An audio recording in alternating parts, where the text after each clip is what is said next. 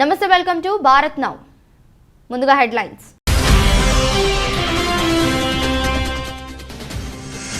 అమెరికాలో కాల్పులు, ఒకరి మృతి.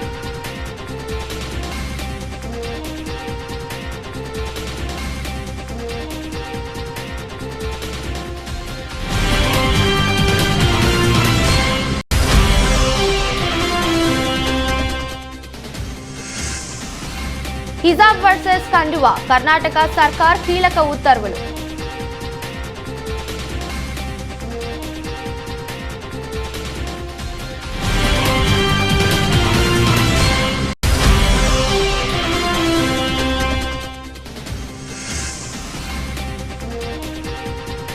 సీఎం కలిసిన ఉద్యోగ సంఘాల నేతలు, జగన్ కు కృతజ్ఞతలు తెలిపిన ఉద్యోగ సంఘాల నేతలు.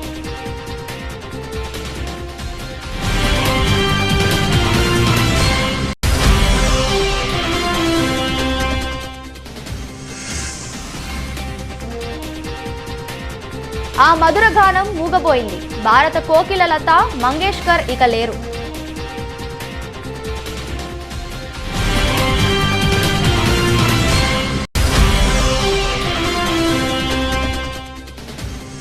రామానుజాచార్యులు సమతా సూత్రం మన రాజ్యాంగానికి స్ఫూర్తి. స్టాట్యూ ఆఫ్ ఈక్వాలిటీ విగ్రహావిష్కరణలో ప్రధాని మోడీ.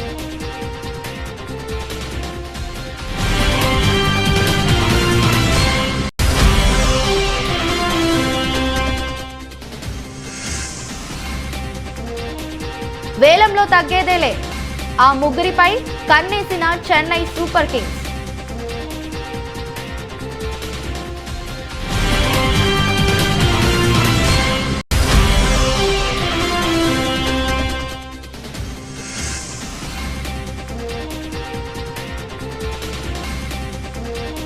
మార్కెట్లోకి మరో ఎలక్ట్రిక్ బైక్, ఆకట్టుకుంటున్న ఫీచర్స్. అమెరికాలోని వర్జీనియాలో ఓ హుక్కా లాంజ్ లో కాల్పులు జరిగాయి. ఈ ఘటనలో ఒకరు మరణించారు, మరో 4 గాయపడ్డారని అధికారులు ప్రకటించారు. బ్లాక్బర్గ్ డౌన్ టౌన్ లోని మెలోడీ హుక్కా లాంజ్ లో శుక్రవారం అర్ధరాత్రి ఈ సంఘటన చోటు చేసుకున్నట్లు తెలిపారు. ఈ కాల్పులు జరిపించింది ఎవరు, అందుకు గల కారణాలు ఏమిటన్నది ఇంకా తెలియరాలేదు.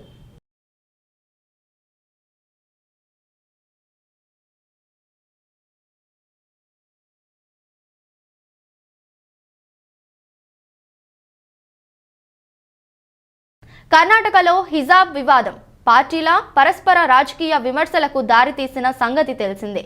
ఈ తరుణంలో వివాదం మరింత ముదరకు ముందే చెక్ పెట్టేందుకు కర్ణాటక ప్రభుత్వం రంగంలోకి దిగింది. శాంతి భద్రతలకు దెబ్బతీసే రీతిలో విద్యా సంస్థల్లో విద్యార్థులు దుస్తుల్ని ధరించడానికి వీల్లేదంటూ తాజా ఉత్తర్వుల్లో నిషేధిత చట్టాలు జారీ చేసింది. కర్ణాటకలోని విద్యా సంస్థల్లో ముస్లిం బాలికలు హిజాబ్స్ ధరించి తరగతి గదులకు హాజరవుతుండడంపై గత నెల రోజులుగా తీవ్ర అభ్యంతరాలు వ్యక్తం చేస్తున్నాయి హిందూ సంఘాలు. ఈ క్రమంలో నెల రోజుల నుంచి ఉడుపి, చిక్మగళూరులో పరిణామాలు వాడివేడిగా సాగాయి. హిజాబ్స్ ధరించిన బాలికలను స్కూళ్లకు అనుమతించకపోగా ప్రతిగా అది ధరించడం తమ హక్కు అంటూ నిరసన వ్యక్తం చేశారు విద్యార్థులు. ఈ తరుణంలో కాషాయపు కండువాలు ధరించిన విద్యార్థులు ర్యాలీలు నిర్వహించడంతో వ్యవహారం రాజకీయ రంగు పులుముకున్నట్లు అయింది. దీంతో శనివారం కీలక ఉత్తర్వులు జారీ చేసింది కర్ణాటక ప్రభుత్వం.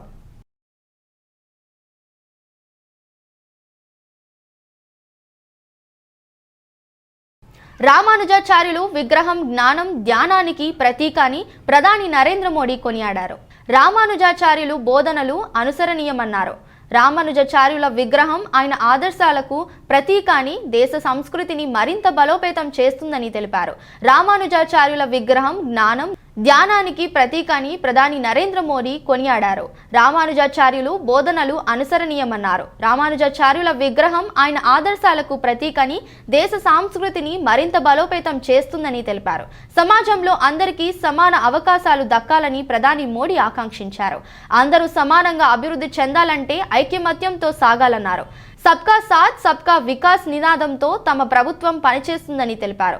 ఉజ్వల్ పథకం, జన్ ధన్, స్వచ్ఛ భారత్ వంటి పథకాలన్నీ అందులో భాగమేనని తెలిపారు.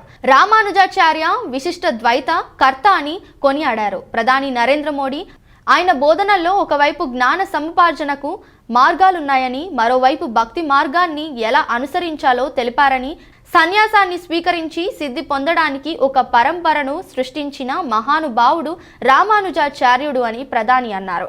సమతామూర్తి విగ్రహాన్ని ఆవిష్కరించడం మహా త్యాగంగా భావిస్తున్నట్టు చెప్పారు ప్రధాని నరేంద్ర మోడీ. ఈ మూర్తి భావితరాలకు ప్రేరణ మాత్రమే కాదన్నారు.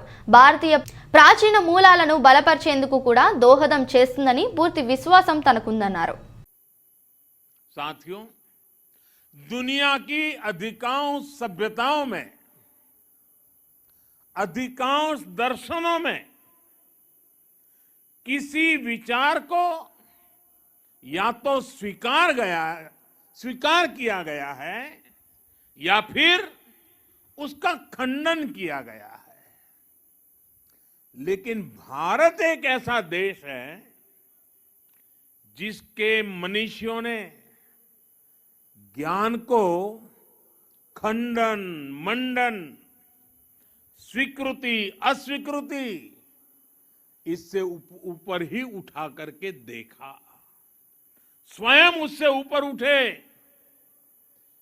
दिव्य दृष्टि से उस विवाद को देखा. हमारे यहां अद्वैत भी है और द्वैत भी है, और इन द्वैत अद्वैत को समाहित करते हुए श्री रामानुजाचार्य जी का विशिष्टाद्वैत भी हमारे लिए प्रेरणा है. रामानुजाचार्य जी के ज्ञान की एक अलग भव्यता है.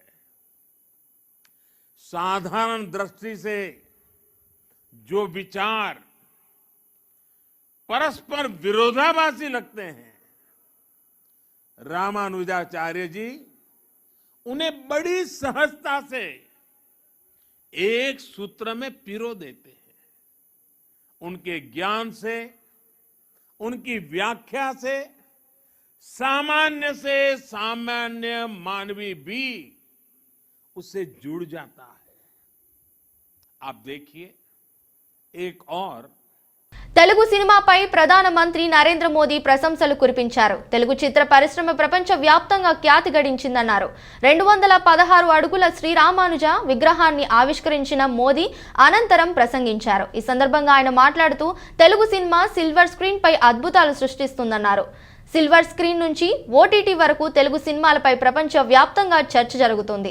తెలుగు భాష చరిత్ర ఎంతో సుసంపన్నమైనది.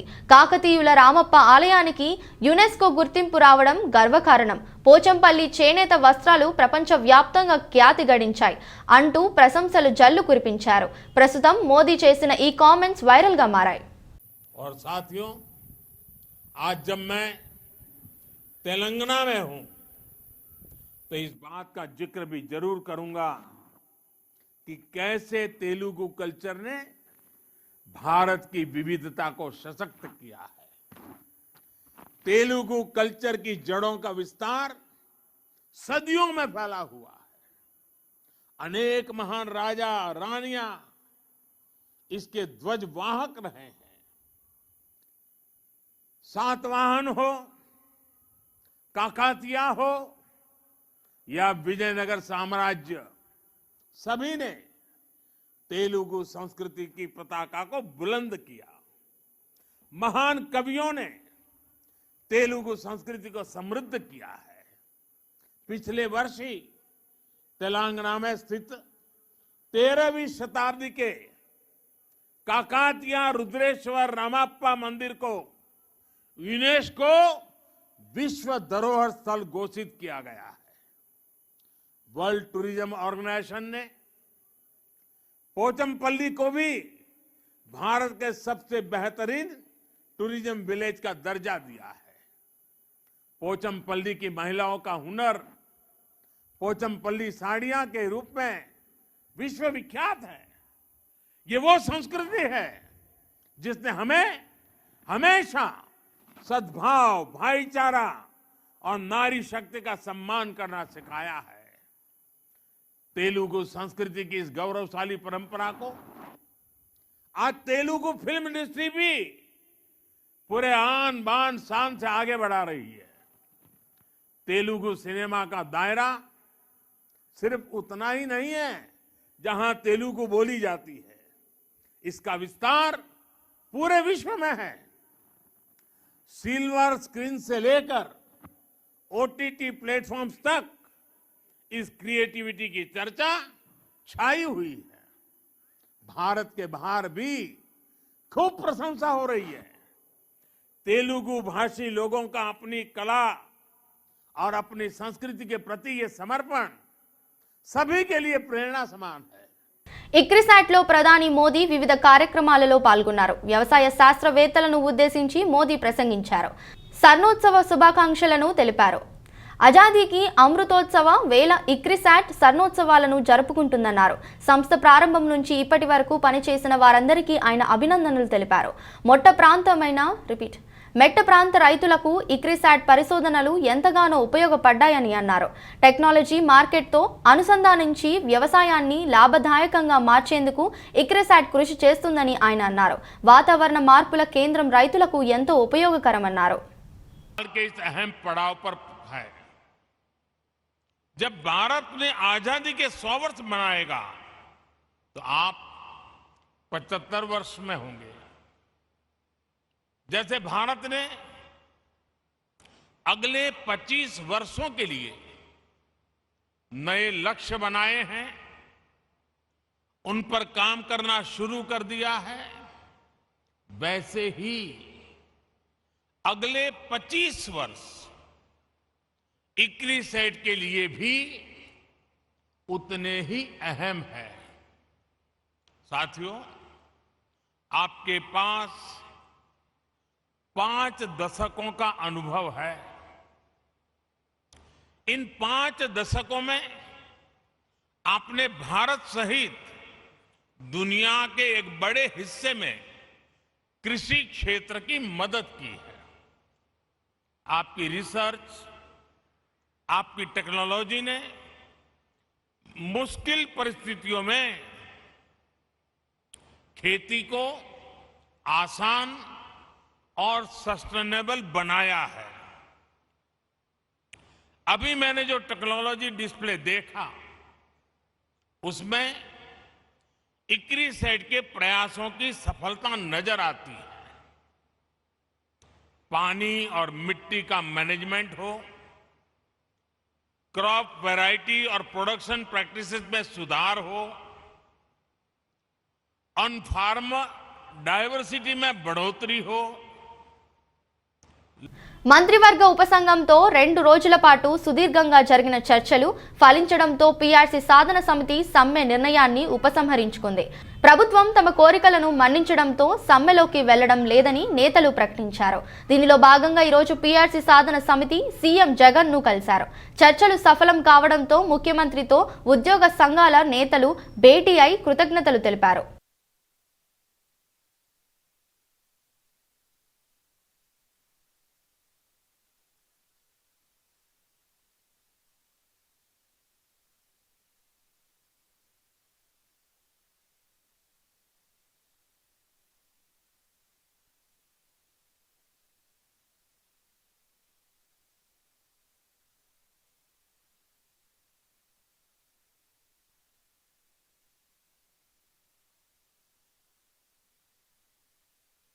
భారత కోకిలగా యావత్ భారతదేశం గుర్తించే స్థాయికి ఎదిగిన లతా మంగేష్కర్ ఇక లేరు. ఆసుపత్రిలో చికిత్స పొందుతూ ఆమె ఆదివారం ఉదయం తుదిశ్వాస విడిచారు. ఈ మేరకు కేంద్ర మంత్రి నితిన్ గడ్కరీ ట్విట్టర్ వేదికగా తెలియజేశారు. ఇటీవల కరోనా నుంచి కోలుకున్న లత ముంబైలోని బ్రీచ్ క్యాడీ ఆసుపత్రిలో చికిత్స పొందుతూ మృతి చెందారు. కోవిడ్ కారణంగా జనవరి 11న ఆసుపత్రిలో చేరిన విషయం తెలిసిందే. అయితే జనవరి నెలాఖరున కరోనా నుంచి కోలుకున్న లత ఆరోగ్యం ఒక్కసారిగా క్షీణించింది. దీంతో ఐసీయూలో వెంటిలేటర్ పై ఆమెకు వైద్యులు చికిత్సనందించినా ఆరోగ్యం విషమించడంతో ఆమె తుదిశ్వాస విడిచారు. తన గ్రాంథంతో ఎంతో మంది అభిమానులను సంపాదించుకున్న లతా మంగేష్కర్ లేరన్న విషయాన్ని ఆమె అభిమానులను జీర్ణించుకోలేకపోతున్నారు.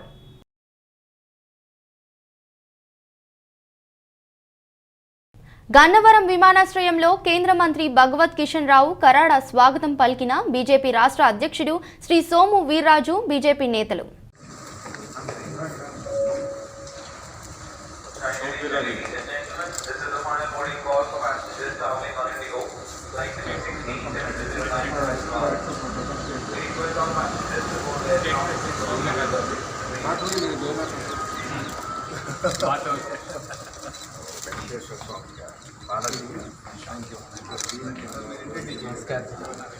Shivnarayan state media state चित्रपुट्टी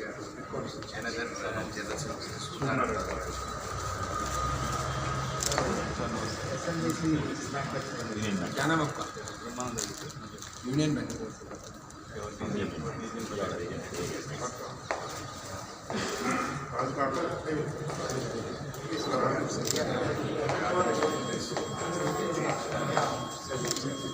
doctor Parth sir OBC मोर्चनैजेशन सेक्रेटरी डॉक्टर पेजरी मेडिकल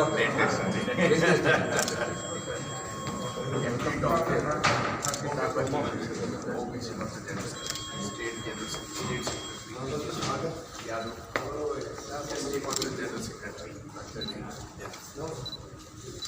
जी नमस्कार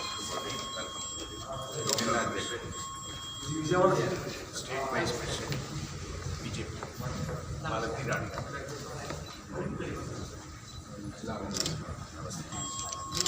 హుజూరాబాద్ ఎమ్మెల్యే మాజీ మంత్రి ఈటెల రాజేందర్ను ప్రత్యేకంగా అభినందించిన ప్రధాని నరేంద్ర మోదీ.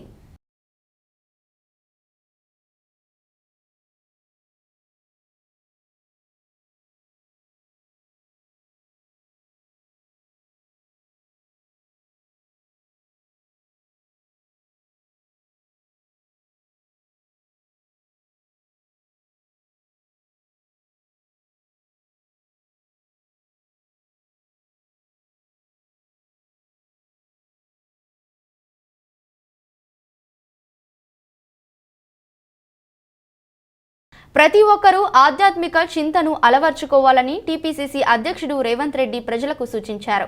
రంగారెడ్డి జిల్లా మాడ్గుల మండల కేంద్రంలో ఆయన పర్యటించారు. కొలుకులపల్లి గ్రామంలో కల్వకుర్తి నియోజక కాంగ్రెస్ కార్యకర్తలు నాయకులు ఘన స్వాగతం పలికారు. మాడ్గుల మండల కేంద్రంలో శివాలయంలో విగ్రహ ప్రతిష్టాపన కార్యక్రమంలో భాగంగా ఆయన ముఖ్య అతిథులుగా హాజరయ్యారు. కుటుంబ సభ్యులతో కలిసి శివాలయంలో ప్రత్యేక పూజలు చేశారు.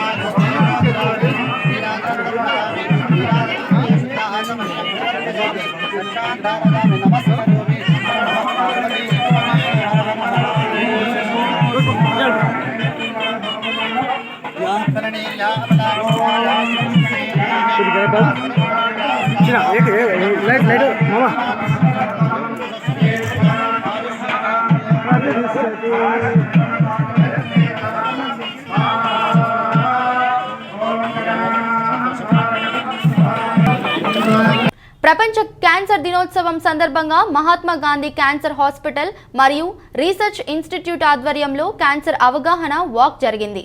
స్థానిక రామకృష్ణ బీచ్ వద్ద నున్న కాళీమాత గుడి దగ్గర నుండి YMCA వరకు జరిగిన క్యాన్సర్ అవగాహన వాక్లో CII, IMA, IDA, APNA, orthopedic association, GITAM dental కళాశాల, GVP మెడికల్ కళాశాల, Indian women's network, rotary club, port city, Visakhapatnam, runners club association, walkers club association, east point golf club మరియు శ్రేయ క్యాన్సర్ ఫౌండేషన్ సంస్థలు పాల్గొన్నాయి. ఈ ర్యాలీని పద్మశ్రీ డాక్టర్ SV ఆదినారాయణ జెండా ఊపి ప్రారంభించారు. ఈ కార్యక్రమంలో పాల్గొన్న ప్రతి ఒక్కరిని అభినందించారు.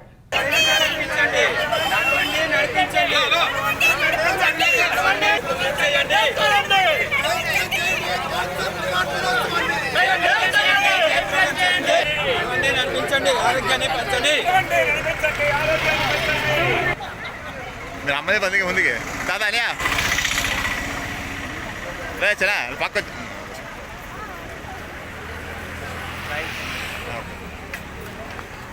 వాయిస్ పిలిచినా పిలిచిదయ్యా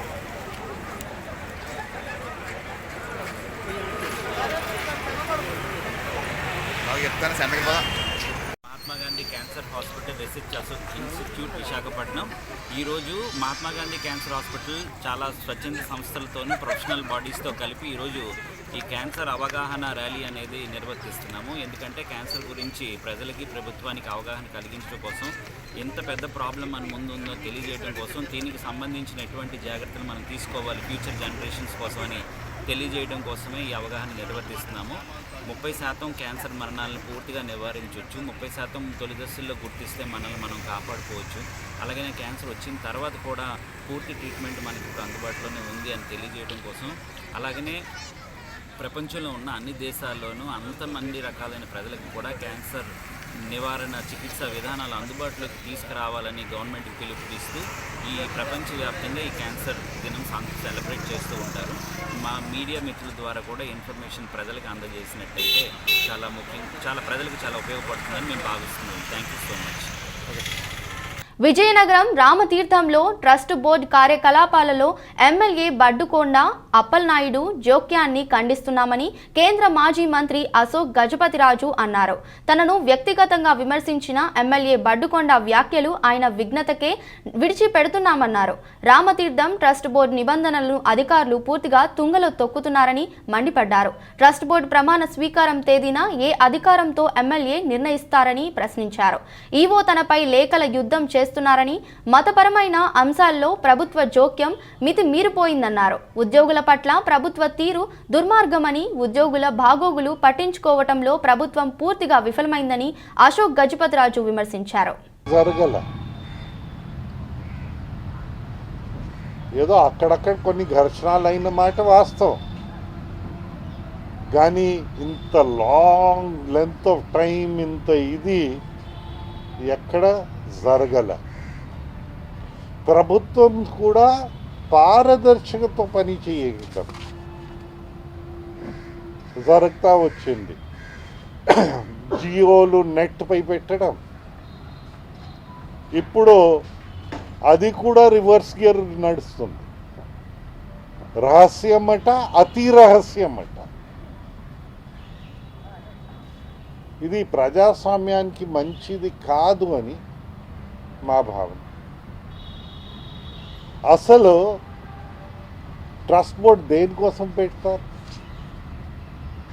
పారదర్శకతని పెంచడానికి ట్రస్ట్ బోర్డ్స్ పెడతారు.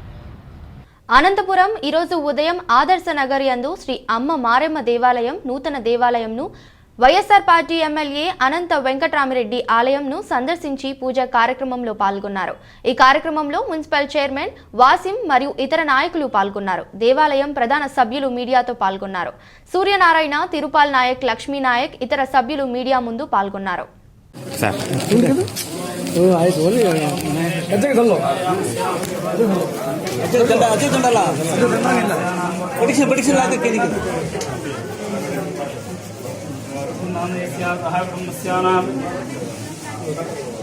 सुनील नामदेस्य कुटुंबस्यानां सतीश नामधेयस्य सह कुटुंबस्यानां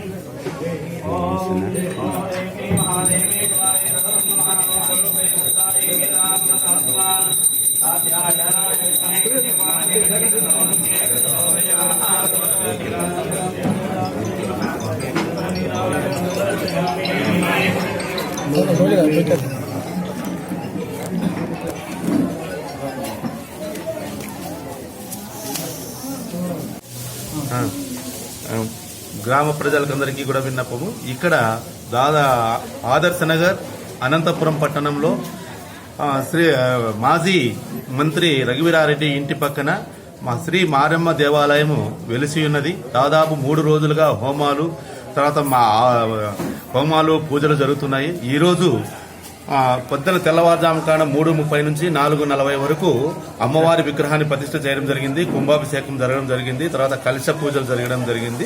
ఇక్కడ దాదాపుగా కొన్ని వేల మంది భక్తాదులు వస్తూ ఉన్నారు, వచ్చి దర్శనం చేసుకుంటున్నారు.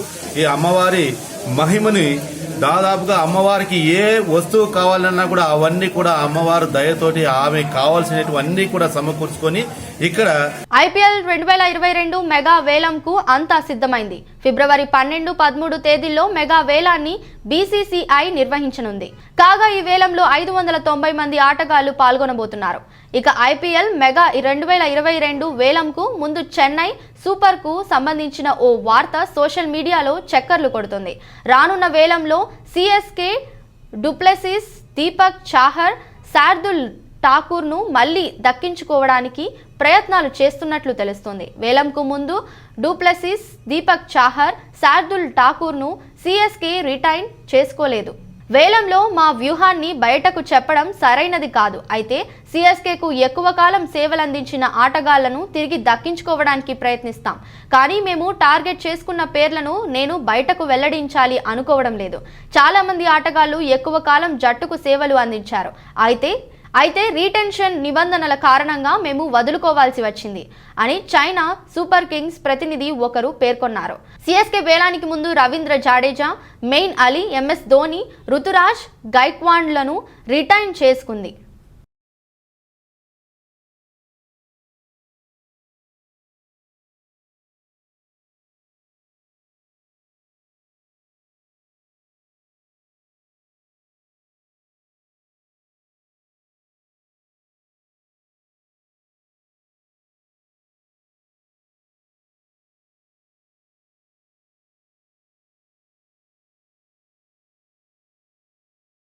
బెంగళూరుకు చెందిన electric mobility start up Oben EV తన మొదటి ఎలక్ట్రిక్ బైక్ ను వచ్చే నెలలో లాంచ్ చేయనున్నట్లు తెలుస్తుంది. కంపెనీ తొలి ఎలక్ట్రిక్ బైక్ కి ఓబెన్ రోర్ అని పేరు పెట్టింది.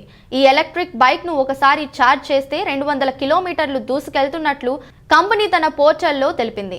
వినియోగదారులకు 2022 రెండో త్రైమాసికంలో దీనిని డెలివరీ చేయనున్నట్లు తెలుస్తుంది. ఈ high speed electric motor cycle గరిష్ట వేగం గంటకు 100 కిలోమీటర్లు. ఈ బైక్ 3 సెకండ్లలో గంటకు 0 నుండి 40 కిలోమీటర్ల వేగంతో అందుకుంటుంది. ఈ బైక్ 2 గంటల్లో ఫుల్ ఛార్జ్ కానుంది. ఇప్పటికే ఈ కంపెనీ ఈ బైక్ కోసం 16 పేటెంట్ హక్కులను పొందింది. కొత్త ఓబెన్ రోర్ ఎలక్ట్రిక్ బైక్ ను 3 వేరియంట్లలో అందించనున్నారు. ఈ ఎలక్ట్రిక్ బైక్ ధరను కంపెనీ ఇంకా వెల్లడించలేదు. అయితే సుమారు 1 లక్ష నుండి 1.5 లక్షల మధ్య ఉండే అవకాశం ఉన్నట్లు తెలుస్తుంది. అంతేకాక రాబోయే 2 సంవత్సరాలలో ప్రతి 6 నెలలకు ఒక కొత్త ఉత్పత్తిని ప్రారంభించాలని కంపెనీ లక్ష్యంగా పెట్టుకుంది.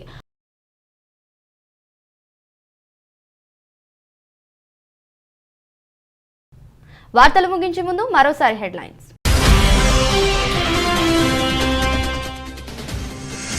అమెరికాలో కాల్పులు, ఒకరి మృతి.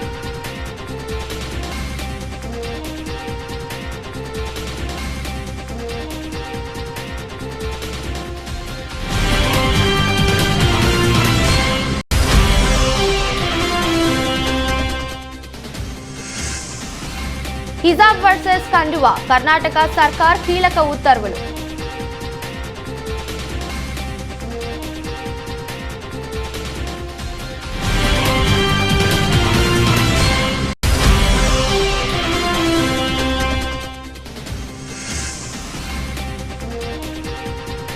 సీఎం కలిసిన ఉద్యోగ సంఘాల నేతలు, జగన్ కు కృతజ్ఞతలు తెలిపిన ఉద్యోగ సంఘాల నేతలు.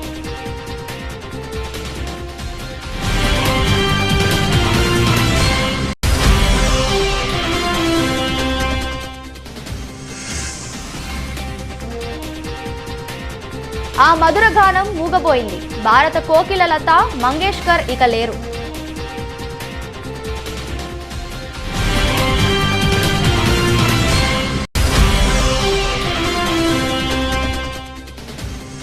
రామానుజాచార్యులు సమతా సూత్రం మన రాజ్యాంగానికి స్ఫూర్తి. స్టాట్యూ ఆఫ్ ఈక్వాలిటీ విగ్రహావిష్కరణలో ప్రధాని మోడీ.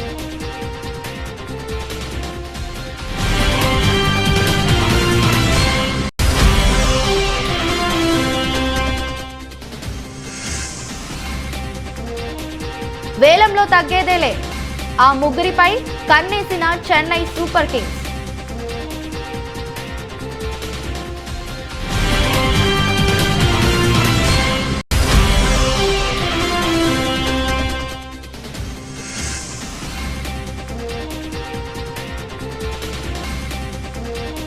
మార్కెట్లోకి మరో ఎలక్ట్రిక్ బైక్, ఆకట్టుకుంటున్న ఫీచర్స్. ఇది ఈ రోజుటి బులెటిన్. మరో బులెటిన్లో మళ్ళీ కలుద్దాం. అంతవరకు సెలవు. నమస్కారం.